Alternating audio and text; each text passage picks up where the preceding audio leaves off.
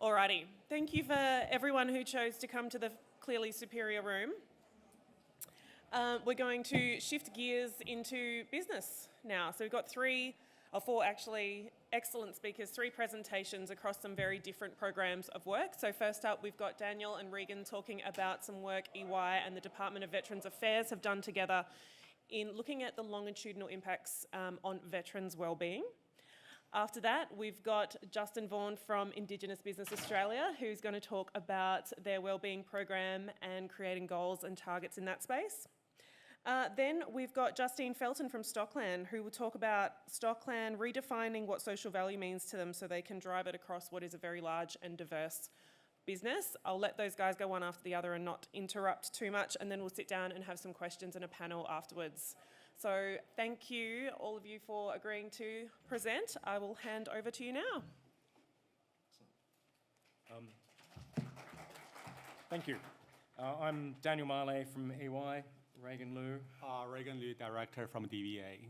Excellent. So today we're going to talk to you about work that we've been privileged to be able to help DVA with around building up a capability for measuring and understanding better the wellbeing of veterans and their families on there.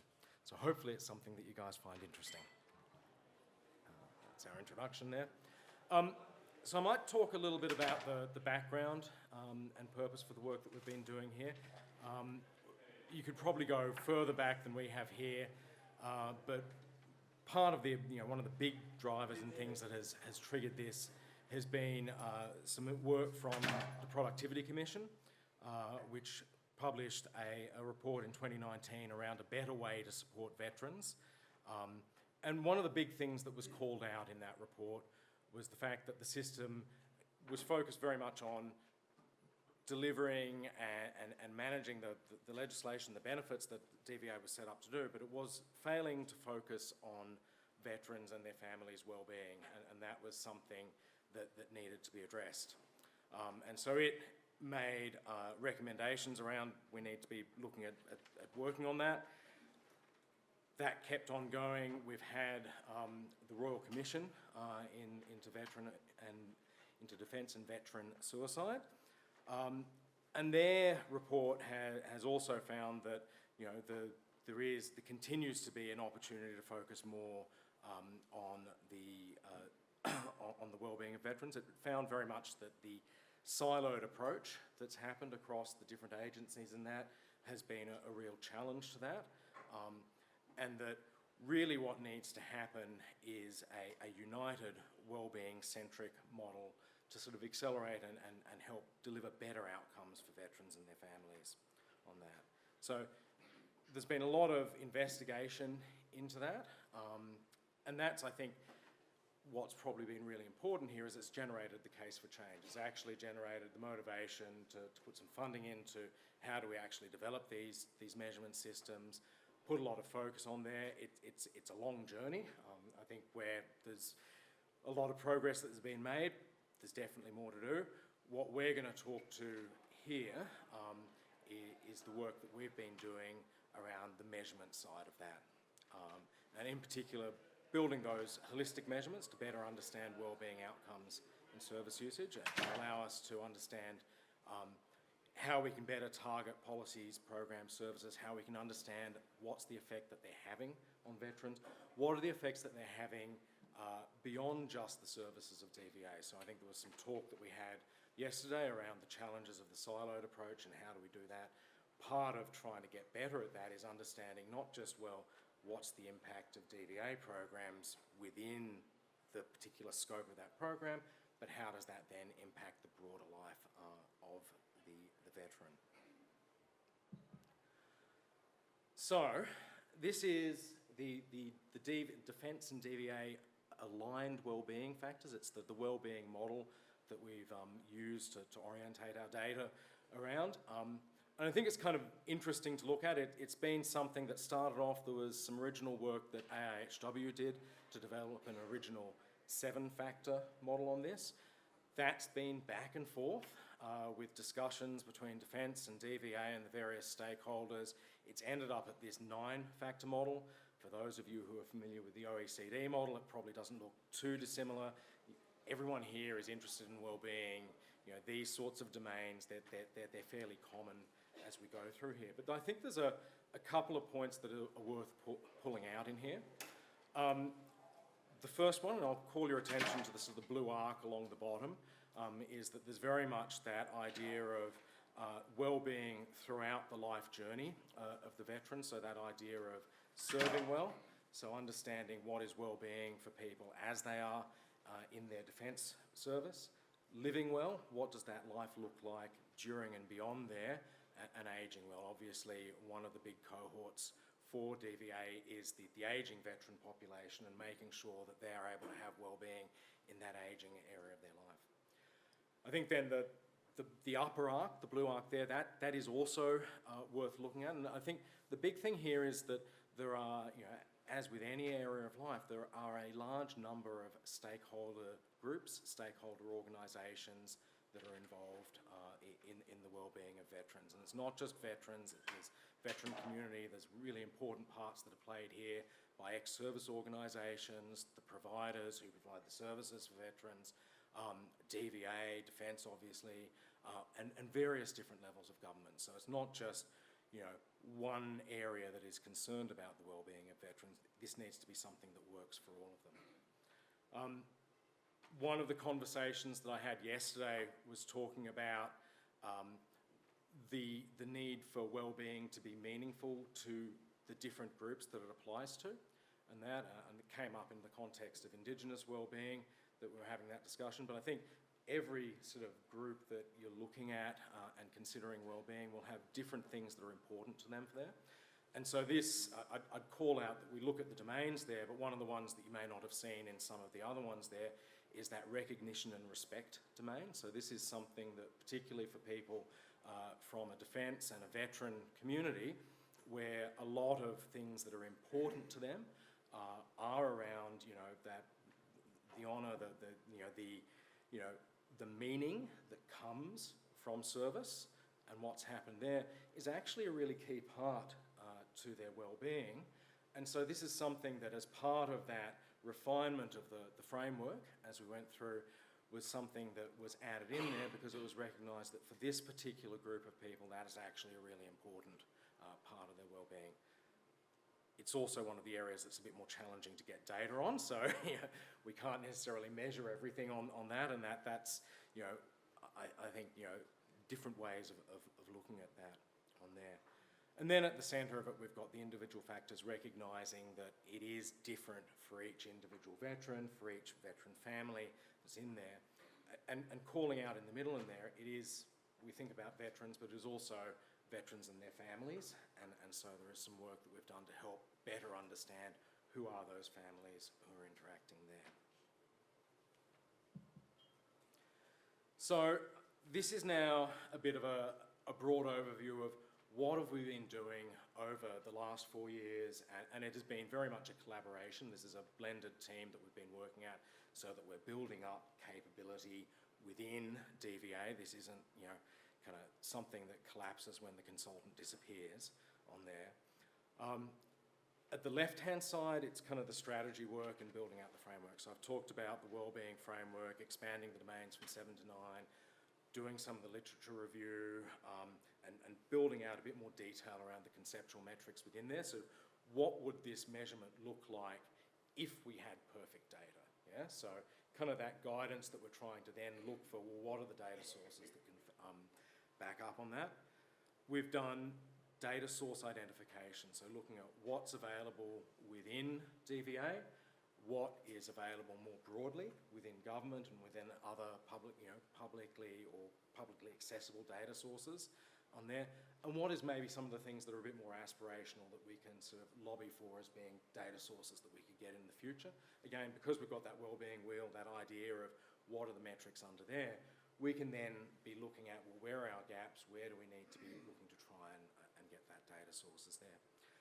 The final point under there is then that the use cases, and this is, and you will see this strung throughout the work that we've been doing, is it's been very important for us to bring the business along with this, to help the policy and program areas, the various different parts of DVA, understand, well, what are some of the capabilities that are being developed, how might this help them, understand how they can use that, and also for us to listen to what their concerns are, help that shape what we're doing in there. Now, that refinement, that's flowed through into sort of annual work plan updates, coordination with the Defence, the planning to take this through. In the middle, this is kind of the core of the work, the data sets and the capability development. So we started off building metrics using the data that was immediately available within DVA. In there, it's the stuff that we had the most immediate permission to build with.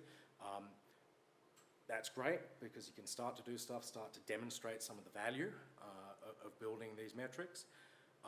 It does have limitations. Not every veteran engages with DVA, so we don't see everyone out of there. It also tends to focus more on the people who need DVA services. So if we're looking to try and understand for this cohort as a whole where their wellbeing is, having this which focuses very much on the people who are probably more at the needing support and needing services, they have higher health needs, higher support needs, it gives us a biased view of what's in there. But nevertheless, it was quite useful and it gave, it started to demonstrate the possibility of what we could do with the data. As a little bit of a side, we were building up capabilities around free text analytics because a lot of the data, particularly the internal data, free text data, not in a structured format suitable for analysis, so that was an important capability build in there. And then the lower 2 points which relate to stuff that we've done within PLIDA. The first one is the veteran family structures asset. So building out, and there's information on family relationships that we can pull from census. Point in time, 2021, gives us one view, but we're interested in a longitudinal view and trying to build that out as best as we can, looking at the formation of families, looking at when the separation. These are things that are important for understanding the situation that a veteran's in. So we were then looking at how do we take that census family structure, and I guess the other limitation of the census family structure is it sits within a household construct, and there are families that cross households and that sort of thing there. So we were looking at how do we use some of the DSS data, the Centrelink data, which has information when you're applying for different benefits on that, on who your dependents and that are, to augment that. Build out a network that allows us to understand out to 2 relationships away from the veteran who their family is. Probably the thing that I think we're most proud of is the last bit down the bottom around the PLIDA longitudinal wellbeing metrics, and Regan's going to take you through in a bit of detail, what are these 63 metrics that we've done, and 63 validated metrics. I was having a conversation with Jackie earlier today about the joys and the challenges of PLIDA, and it is really important, this is data that is in here, actually making sure that how we're interpreting it reconciles with what we're saying it is. There was a lot of work that was done on that. So to build this up to a data set that, decision makers within the department can actually say, yep, I trust that data set and it's not something that I'm going to rely on, and then, it's later going to come back and hit me in the face. And then on the right-hand side, we're looking at how have we engaged with the broader stakeholders within DVA around operationalisation. Throughout, we've been doing insights reports, and so those have followed the different data sets as we've gone through. Your early transition veterans and voluntary transition veterans made use of the early DVA longitudinal wellbeing metrics in there, as well as some of the adverse event analysis, and then the later ones, our initial work with PLIDA was mainly using the 2021 census question that allowed us to identify veterans within the census and looking at some initial insights there. And then now, as we've built out the longitudinal wellbeing data set, being able to build out more of a view of some of those vulnerable cohorts.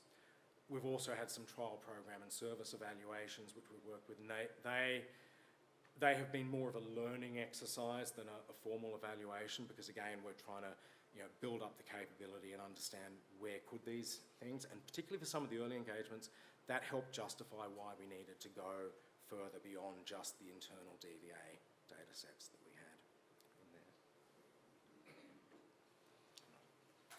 So now I will introduce about our wellbeing matrix. So you might just see there are 2 pages here. Take my team 2 years with EY. So lots of work behind that. I also mentioned about why we developed those well-being matrix. So I remember when I joined public sector, I used HILDA data to measure different outcomes, and HILDA data actually give you fairly holistic view about employment, education, all those things, right? But when you think about the veteran population is around 3 to 4% of the general Australian population. So if you go to those survey data, you will find that the sample size is very small to get the statistical significance. Also, it's very hard for you to draw conclusion, provide some key findings. So we do realize there are quite a few limitations there. But the other side is also, there are wealth of Commonwealth data across ATO, Centrelink, Medicare, all those important data sources, right? So it's important for us to ensure all those valuable data assets can be leveraged to help DVA better measure its policy and programs and facilitate the tailored support and the intervention at an early time. So what you see here is actually about the well-being matrix we used to develop various well-being matrix under the framework that Dan just introduced. One thing I need to mention, the challenge we have. So administrative data is fairly large. It's collected on a regular basis. When you talk about survey data, you talk about like 200 megabytes. It's pretty large, right? When we talk about administrative data, we are talking about a few terabyte data sitting there. So it's not like you can just go directly and say, what's the employment outcome, what's the education outcome.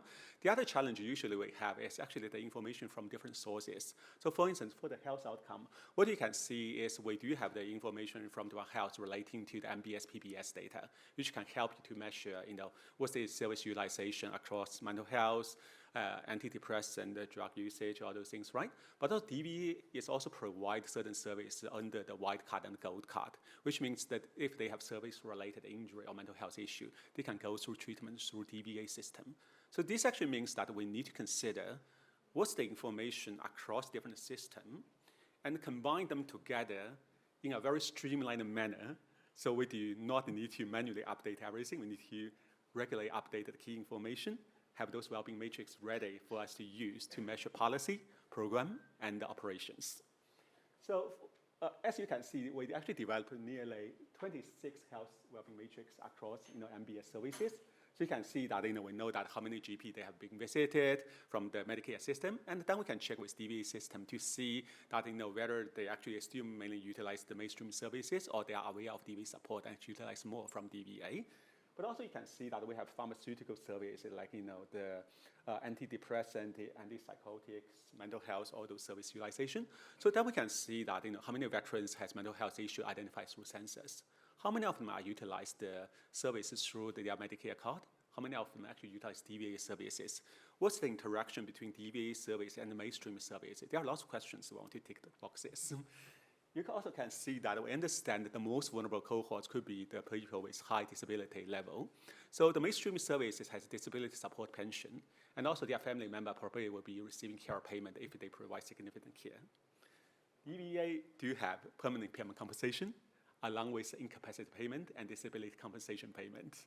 So how those payments support the veterans and their families jointly, how we can better understand for veterans with disability, what's the responsibility of their family members and ensure that it's not just veterans, but also their families get supported. So this is the matrix we developed, and we target to a broader context. Also, you can see the employment. So we actually have the ATO data. We actually find that the information across different sources, so ATO actually have their annual tax return data, but also single touch payroll data. But also from the other data sources, you can see Centrelink system. Because quite a few income support payments are means tested, so you also have self-reported employment information. So we have to ensure that we understand how the information was collected, what's the limitation. For instance, the annual tax return data. I'm not sure how many of you have filled out your annual tax return, but we heard from ATO, it takes quite a bit of time for them to have the mature data to share with the agency, because some people just take 6 months or 12 months to fill out their tax return form. So we need to understand when the data will be ready to use, what's the limitation to using those data. We also have considerable reconciliation between employment between ATO data, Centrelink data, and the census data to ensure we understand what's the limitation of each data sources. But also you can see we do not just know that whether they are employed, how much they have from the employment income. We also have information about their occupational code. So you can see we have ANZCO code at the 4 and the 6 level. So we can understand if they do some specific occupation in defense after their separation, whether they transition well into the system, whether they need to undertake some higher education to help their transition. We actually have all those information as well. We do have some limitation about the justice and safety because without the justice safety data from the state government, it's very hard for us to have holistic measurement other than just using very limited data from the Centrelink system. So this is probably one of the limitations of the wellbeing matrix for this page. Then we go to the next page. So you can see we also have the income and finance. So for the income part, so we actually know that how many income is from employment, how many income is from investment, like the rental income. So we actually have a more holistic view about what's happening in the system. We also know that income shock. So for instance, if some veterans reaching the middle age and they actually receive a package which offer much lower salary than before, then we can actually see from the data as well. We also know about what's their interaction with the mainstream services. So for instance, if they are receiving carer payment, disability support pension, age pension, or like, the job seeker payments, we actually know that, across the system, what's their support across the mainstream services and the DV support. We also have the social support and connection there, but also this is another limitation of the data, just because I find this is the strength of the survey data. If you ask them whether you are connected well with this local community, usually we get fairly good feedback, right? But administrative data doesn't really have such subjective questions, so this actually means we have very limited information about that. The other part is education and skills. One of the important things is we have ChatGPT, we have all those AI stuff there. So what's the impact of education attainment over time? Whether we can see that in history, we definitely find that high income is associated with high education attainment, and it's actually across different systems we saw in the past. I was working for the Centrelink system a few years ago, so I actually see quite a few different systems together. But again, sort of whether going forward, because of the involving of the AI, because of the involving of the productivity, because of the involving of the nature of the employment, whether the higher education switch do translate into higher income and stable employment, this is something we can actually monitor and observe as well. The other part is like home and housing. So we can actually see that how often they change addresses to see that, whether they have some pressure, especially for the younger generation, with a huge pressure about the rental expenditure or, higher housing price. So what's the impact on our young ADF members separated at the early time? We actually can use the data to track and measure that as well. So this is just about the wellbeing matrix we developed over the last 2 years. Then the next step is validation part. So my team actually is called Data and Actual Analytics because we do put quite a few rigor on the validation part. So the first step is the internal validation. So we have the internal review to ensure that when person A developed the codes, person B actually have the review. We have the trend check to see that whether the trend is stable or we see a big drop. It means that there might be some data gap from certain government agencies. We also have a sense check about whether it's reasonable for some people to receive $1 million that still receive income support payments, whether that could be a data quality issue and how to fix that. But also we have external validation because we are from DVA, but we are not encyclopedia for the whole government system. So it would be great for us to connect the SMEs across the Medicare system, ATO system, and the Centrelink system to ensure their business insights is fed into our wellbeing matrix development. But again, we're also doing quite a few reconciliation between our wellbeing matrix with the annual report from different government agencies, different publishments to ensure that there are aligned story there as well. So last but not least, the business applications. Anything important is that you can spend a lot of time to develop a technical product, but if nobody uses that, then that's probably a waste of resourcing and investment. So so we have a project later on. I think then we introduce more, but I think that the data matrix we will be using is we will try to do sophisticated program evaluation to ensure that when we have a look at the program, we can actually look at the program from a well-being lens to say, attending this program, what's the improvement on the employment, whether it facilitates people to take more higher education, whether people actually have better health outcome by reducing mental health service utilization across the DV and the mainstream services. But there are quite a few things we can use that for program evaluation. We can also use that for policy assessment. So if we know a cohort will be impacted by certain policy, rather than check about what's the spending from DVA system, we can also check about across the whole Australian government, what's the improvement across employment, education, health, and care responsibilities to ensure we have a holistic view across veterans and their families as well. We also want to try to use that to help us design more tailored intervention so we can see across our system which cohorts are more vulnerable compared to the rest of the veteran population, and compared to the general Australian population, how we can actually collaborate with mainstream services to provide more tailored, comprehensive support.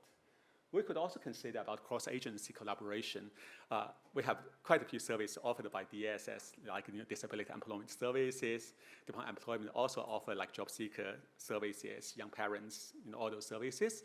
So how to ensure that we can talk to each other and work jointly to provide more comprehensive support across defense, DVA, and other government agencies? This is one of our focuses as well. And also, we want to ensure that when we consider our resource allocation, relocation, recruitment, everything, we can think that from a well-being lens to ensure that when we structure our workforce, we can provide comprehensive support to veterans and their families. I will pass back to Dan. Final slide. I know we're running a little bit long. Just some really key practical takeaways.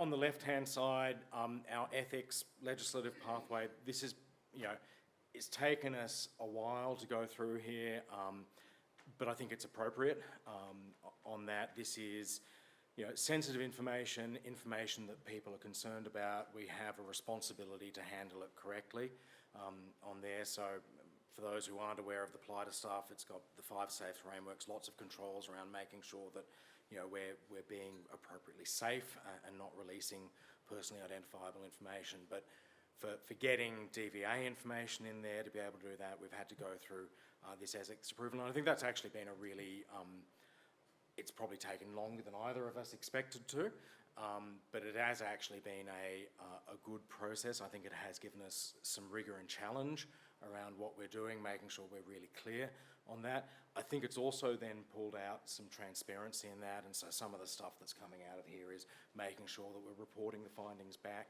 both internally within DVA and that, but also to the broader community. And you saw back in that veteran, the wellbeing wheel, there is that broader community of veterans and their support organisations, and making sure that that works. Wellbeing operationalisation, in there, and I think I've mixed the bullet points around a little bit, but basically we've seen that we've been engaging with DVA throughout. That's been really important for continuing to make sure that they see the value of this, see the benefits, are starting to think about how they can build that into the organisation. And then the final point is we've had a real focus on asset capability and development. So looking at how do we build up the reusable code bases, both within DVA and within PLIDA, the documentation, the working together as a combined team so that we're building up that skill within Regan's team, within DVA, so that this is something that is a sustainable capability within DVA. It's not a once-off wellbeing thing, and this is something where they'll be able to take that further and forward. Excellent. I think that's it.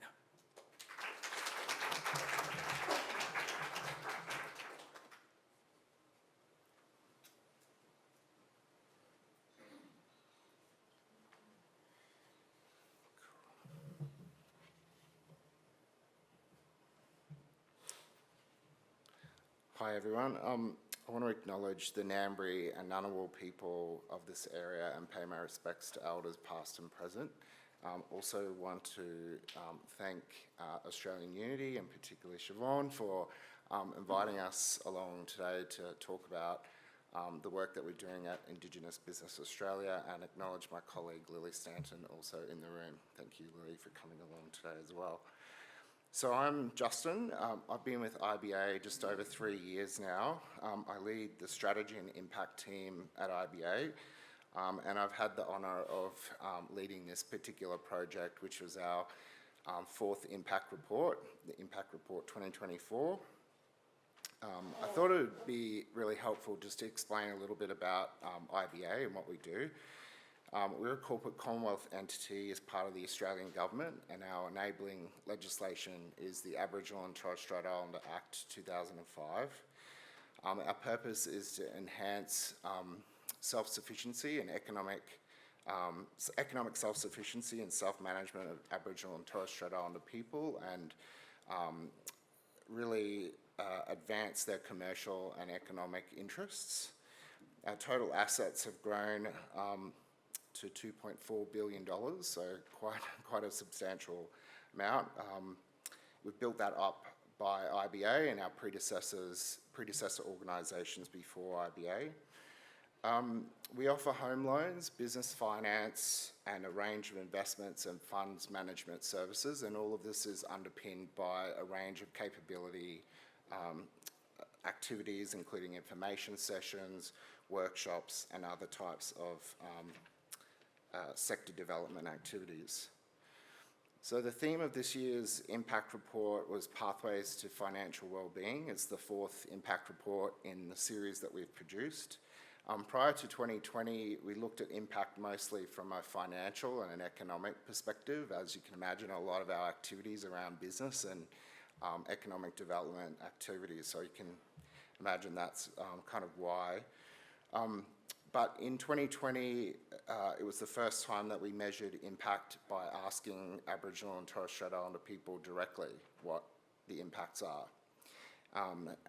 That was, really the first time we started to define success from the perspective of our customers and the people that we serve. The second report that we did in 2021-22 was really during that COVID recovery period and highlighted the resilience of First Nations people through that difficult time that we all experienced. The third report, which actually Lily was a key part of driving and managing and writing that report, was the first deep dive that we did into a specific cohort of customers, and we looked at the intergenerational impacts of home ownership for single carers and single families. And so for Aboriginal and Torres Strait Islander kids, we know that 41% of those kids are in single carer families, and so it's a really important cohort for us to understand in terms of those intergenerational impacts. Our impact reports show that our activities have a significant positive impact on the lives of Aboriginal and Torres Strait Islander people. We measure the range and types of impacts by asking a series of questions looking at, the economic and financial domain. We also look at social and community impacts, and we also look at cultural and country impacts. So we've been doing this as part of our impact series for the last 4 years, since the first impact report in 2020. And the impact barometer here, I just wanted to sort of show how it's starting to build up a bit of a longitudinal database that shows the series of impacts and how they're tracking over time. In our earlier impact reports, we explored how IBA contributes to wellbeing for First Nations people. We developed that first report with a group called Ninety One and the Interplay Project, which you might have heard of, that was based on a series, I think, of like 30 communities in the Central Desert and Western Desert regions of Australia. And it was really looking at how Aboriginal and Torres Strait Islander people think about impact. So the Interplay Project, we worked with them and we developed a new impact framework for IBA. But I guess one thing to point out there is we looked at impact from what we call the left to right approach. So we started with our activities and we looked at how that leads to impact and wellbeing. For the latest impact report, we took the opposite. So we started with wellbeing and we worked backwards to see how the role of money and finance in people's lives, and then what IBA does in our activities and how that leads to wellbeing. So starting with wellbeing helps us think more broadly about what we deliver and how we deliver it and our purpose, and not just why we do what we do. This was the most collaborative impact report we've ever produced. We had a significant team of First Nations researchers working on the project. We spoke to over 900 First Nations people across Australia and partnered with 20 different businesses and organisations at different stages of the project as well. As part of the project, we undertook community research in 5 case study locations. That's the ones shown on the map here. All of those locations, except for Alice Springs, we actually don't have offices in. So it was a deliberate part of what we were trying to do, was think about how we could broaden our reach and work with different communities to diversify the types of activities and things that we're looking to do. We also surveyed a representative sample of 450 people from across Australia and weighted those results to known data from the ABS. And just importantly, we call this group the national sample. So the next few slides I'm going to show you, that's what I'm talking about with the national sample. It's 450 Aboriginal and Torres Strait Islander people, and their results were weighted to data from the ABS. We were then able to compare these results to the data from our customers. So just quickly, some of the results.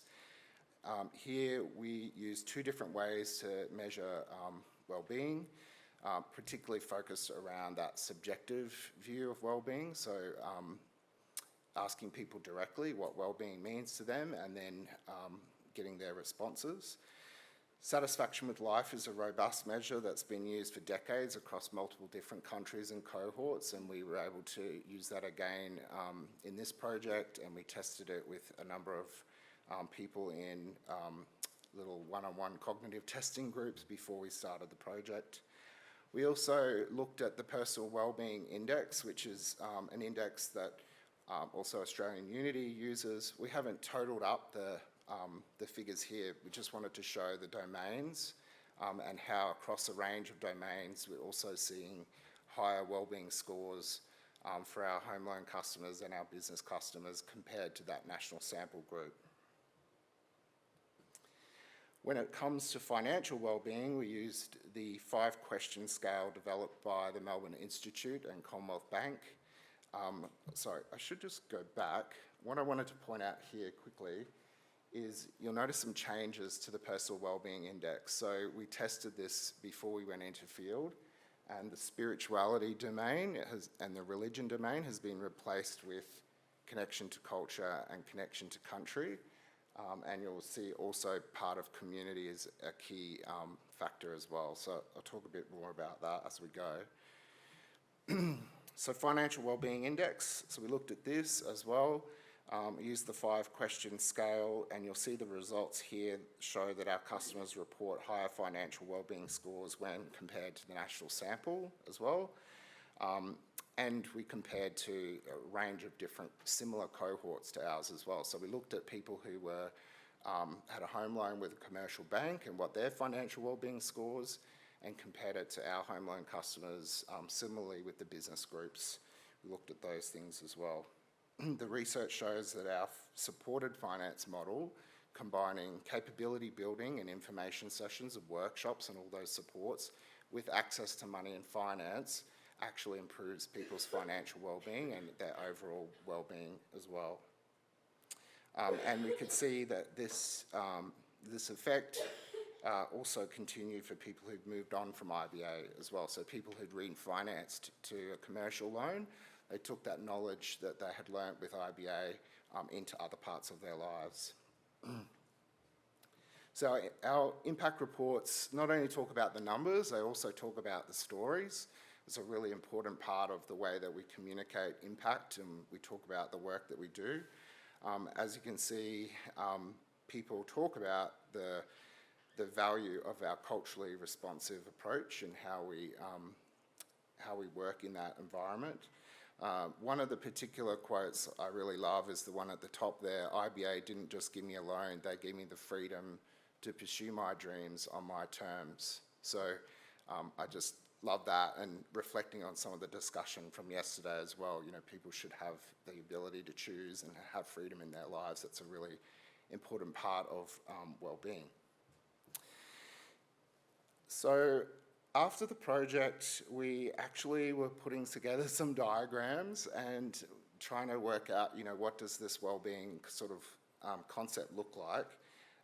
And we had the First Nations researchers actually telling us, no, it's not all these little circles and you know, words on a page. And so we actually ended up commissioning an Ernst artist called Amanda Gorey. And by the way, this picture is on a little postcard, which is out in the foyer as well. So if you want to grab one of those, the QR code's on the back as well. You can scan and read the report. Grab it, stick it on the fridge. So that artwork was done by Amanda. Amanda is a celebrated artist from Central Australia. She's an art artist. She was also the senior researcher from Children's Ground, who were one of the key partners from Central Australia. They also have a very strong focus on wellbeing, and of course Amanda understands wellbeing from all of the work that she does through Children's Ground. And we worked with Amanda to create this wellbeing framework, which goes to show that you can present research findings in an art form as well, not just in the words and not just in the numbers and the data as well. It shows that wellbeing for Aboriginal and Torres Strait Islander people extends beyond individual satisfaction and physical health, and it includes things like connection to culture and community and connection to country. And this diagram also shows that all of those things are interrelated, and one individual is interconnected with everything else. It's a holistic representation of well-being. And that story is also in the impact report if you want to have a bit more of a read about that. There's a lot more detail in the impact report, so if you wanted to scan and have a read of that online, otherwise visit our website, it's iba.gov.au. Thanks.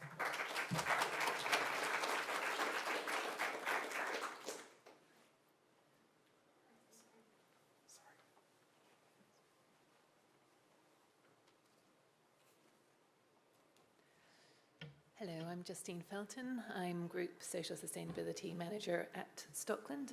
Excuse me. I too would like to pay my respects to the traditional owners of the land and pay my respects to elders past and present. Stockland is an ASX top 50 company. It's Australia's largest diversified property developer. And at the last time we did this analysis, which was back in 2021, we were reaching 1 in 5 Australians across that diversified portfolio. So the level of impact is quite, there's a spectrum of impact. We build master planned communities that house tens of thousands of people across Australia. Obviously, that's a huge impact on people's lives. We're creating the communities in which people live. We also operate shopping centres as well, and offices, and logistics as well, and data centres. So we have been measuring and capturing kind of social impact for over 15 years now, but it was a very kind of narrow view of what social impact was. And that's quite normal within the business sector. It tends to focus on community investment, so how much funding we might distribute, our volunteering hours, the amount of in-kind support through space provision or other factors, which is all really good stuff. But we weren't capturing the impact of that. How did we know that that funding that we were distributing was having the impact that we wanted it to, that was creating the value? How did we know that it was addressing an unmet need? How did we know the community wanted these kinds of hard infrastructure and soft infrastructure provisions that we were making as a business?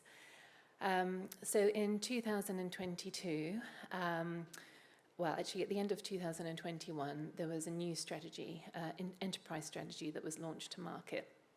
And that positioned ESG for not only value creation, but also to deliver competitive advantage.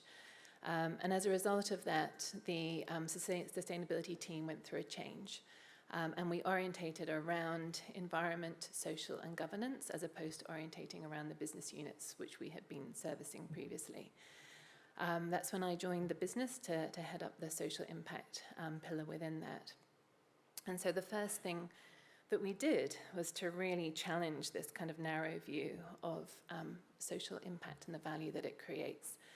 And we had to do that in a way that we would enable us to get board buy-in. That's a really important factor, because when we wanted to launch such an ambitious strategy, we needed to ensure that board and our senior leadership team were bought in right from the start.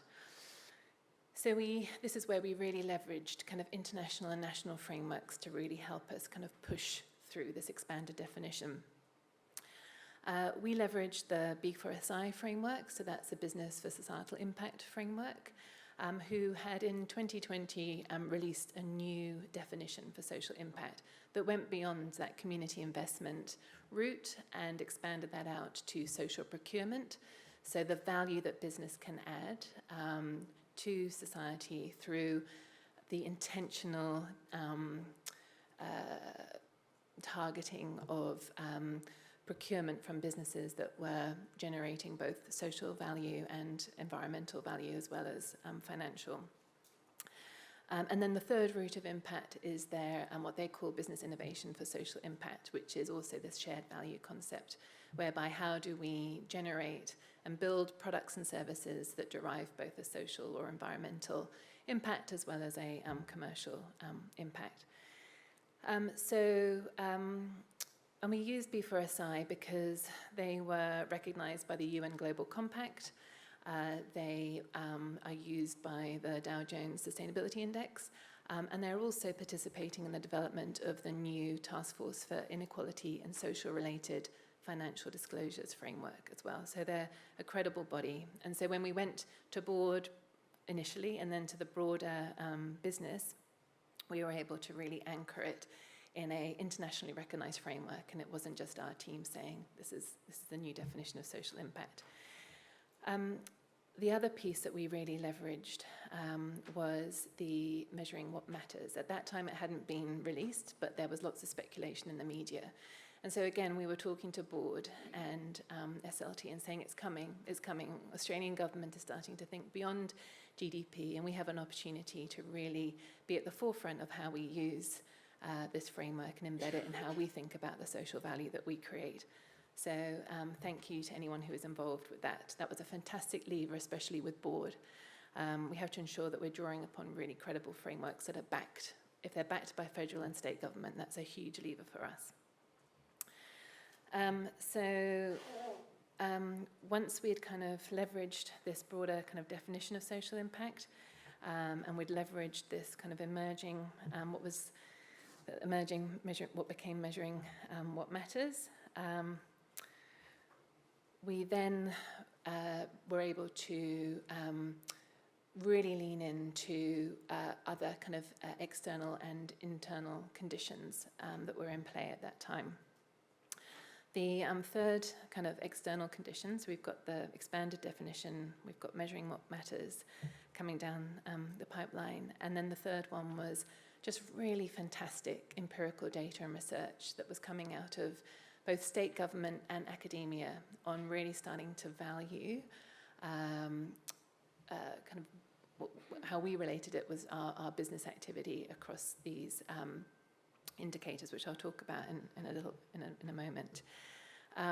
So a couple of examples of the empirical data and research that we use. New South Wales government released a framework called Valuing Green Infrastructure and Public Spaces that demonstrates the social value or well-being outcomes from access to nature and increased tree canopy cover. That's one example, and the level of detail within this data and the rigor within this evidence is extraordinary. I recommend everyone to read it. It's a great piece of work. An example of academic empirical data and research that we've used is work that we're doing with RMIT and their Australian Urban Observatory team, which is able to measure the well-being benefits of access to social infrastructure based on different distance thresholds, which is extraordinarily valuable for us and our communities. Before I go into more of the detail around kind of what sits within the design of a social value model that we built, I just want to share how we think about social impact at Stockland and how we really embed it into the business. It goes back to that point where we'd started on this kind of narrow view of social impact that was very much focused on input measures. And so we designed this framework that would really fundamentally change ways of working across the business, and really anchor it in evidence-based, impact-orientated decision-making. All the detail that kind of sits within this can be found in our social management reports on our website, but I'll just touch on a couple of points to illustrate this. At the very start, when we're working within different communities, we run a social needs analysis, and this draws upon over 100 points of data to really build out the profile within that community. That helps us in two ways. Firstly, it ensures then that when we move into engaging with community, that we have a true representation of community at the table where possible. But importantly as well, from that data, we can start to understand, well, what is the need within that community? And out of that need, what is already being serviced within community, either by local councils or community organisations or social enterprises, and what role can we play in then enabling that to continue to grow, or is there a role that we can play in developing solutions to address some of that unmet need? So it's almost like kind of we come in at bookends as a team. We come in and we understand kind of what the unmet need is within the community, and then work with teams on developing solutions to address that need. And then at the end, we come in and we're able to capture and report on how successful those solutions are.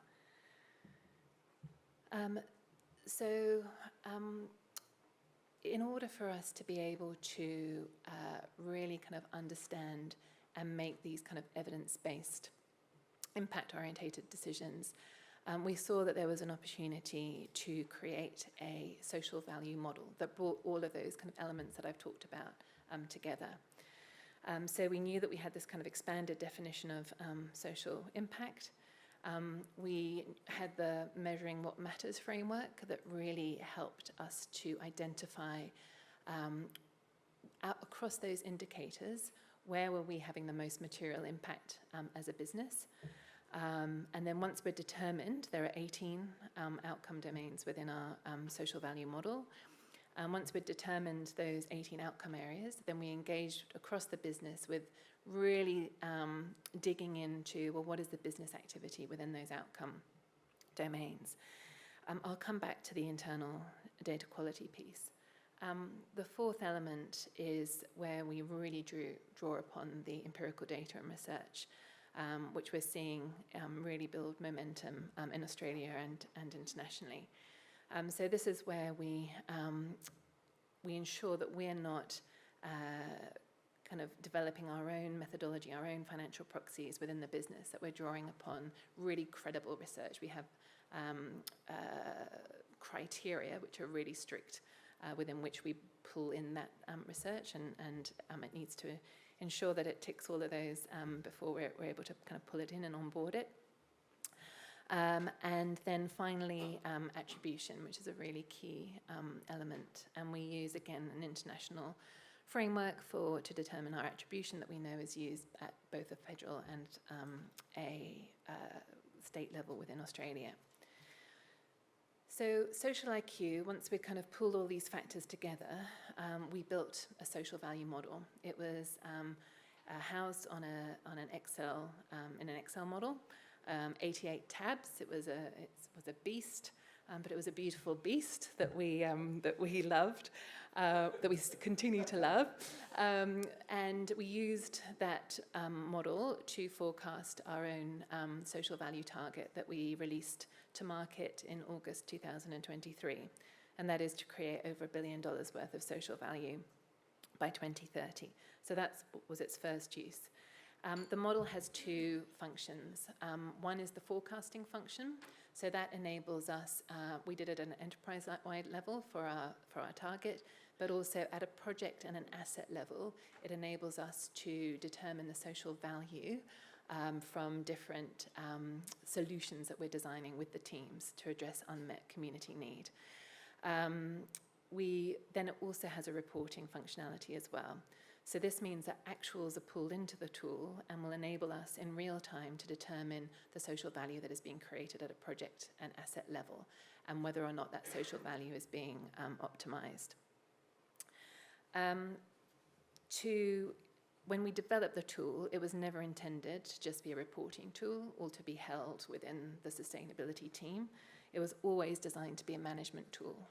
We wanted to democratize it so that it encouraged really good decisions to be made across the business. And we did this through developing a custom web application. So this is Social IQ. This is now orientated towards the user as opposed to towards a beautiful social value model. The social value model is embedded and is within the app itself, obviously, but it's orientated towards the user. So the user, through 6 different steps, is able to forecast social value creation within their assets and projects and make good, informed decisions. It brings social value creation and social outcomes alongside commercial feasibility. My final slide. So once projects and assets go through and use Social IQ, we're able to then determine the social value that is created across the different outcome domains that are applicable to that asset and to that project. You can see the 2 different colours in the bar chart on the right, and that is because we also include mandatory as well as optional social value creation. So that's where, mandatory would be what's required, what's mandated, either at a council, state level, and then optional is where we go and above and beyond that. So that's been really valuable, especially when we've been pitching for competitive bids. That's it for me. Thanks. Thank you, everyone. I realise we've gone over time a little bit for panel questions, but I want to see if there's any burning questions in the room that we'll do first with our last. I'm going to steal another 2 minutes. Yes? I have a question for the veterans work. With the justice side of things, you mentioned limitation. My question was for the veterans work. I'm sorry, trying to speak quickly. And you mentioned that the justice data was a bit limited because it was only based on crisis supports. Was there any work or any consideration about partnering with state data entities to try and pull some data together from a collaborative state and federal approach? Yes, so I think one of the major limitations of the crisis payment is that you have to report your domestic violence or other issues, and also you have to undertake financial hardship, then you can receive that. So you can see that the information collected is much more underreported. Like you said, the state government should have sufficient justice data to give us holistic view, but the issue at the moment is I think that there are legislative barriers for the state government and the federal government to linking the data together. So I think that we do have certain recommendations from the Royal Commission relating to better integrating data assets from the state government to build a national veteran data asset, all those things.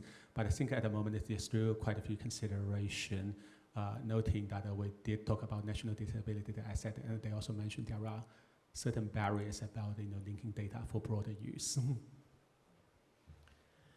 Thank you very much. So I'm going to say thank you to our panellists, and if you did have any other questions, please, maybe we can find them in the lunch break and hand them over. Otherwise, I think we are due for our next session. Thank you, everyone.